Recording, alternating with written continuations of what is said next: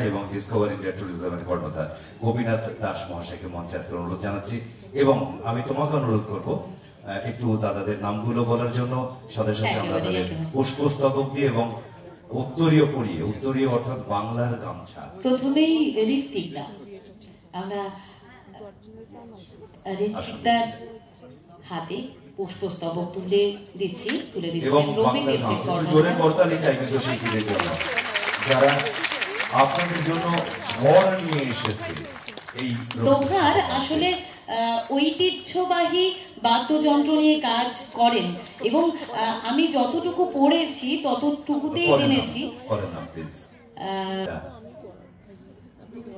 এবং গ্রামে গ্রামে সেই গ্রামীণ মানুষদের সঙ্গে বসবাসও কিন্তু দোহার করে থাকেন। অসম্ভব ভালো, আমরা মজা করেছি ভীষণ। এরপরে অমিতদা মঞ্চের সামনে আসবেন। অমিতাকে বরণ করে দিচ্ছে আমাদের রবি তীর্থের কর্ণধার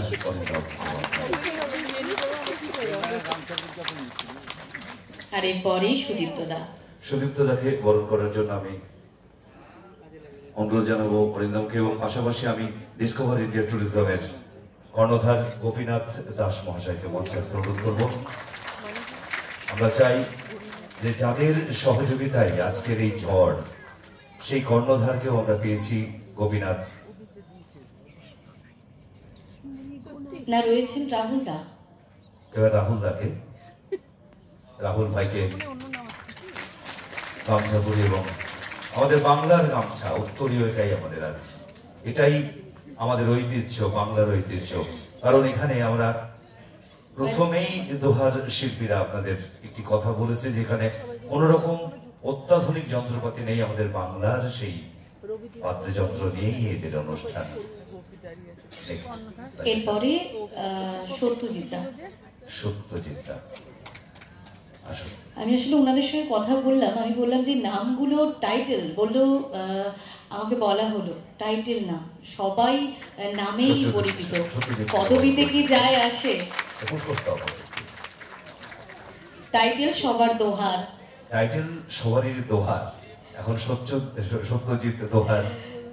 এবারে সেই মানুষটি রাজীবদা, ভীষণ সুন্দর একটা মুহূর্ত। আমরা রাজীবদাকে বরণ করে নেব এবং পাশাপাশি দোহারের সকলকেই এক জায়গায় থাকতে বলবো, গোটা দোহারকে আমরা বরণ করে নেব। আমাদের আজকের পুষ্পস্তবক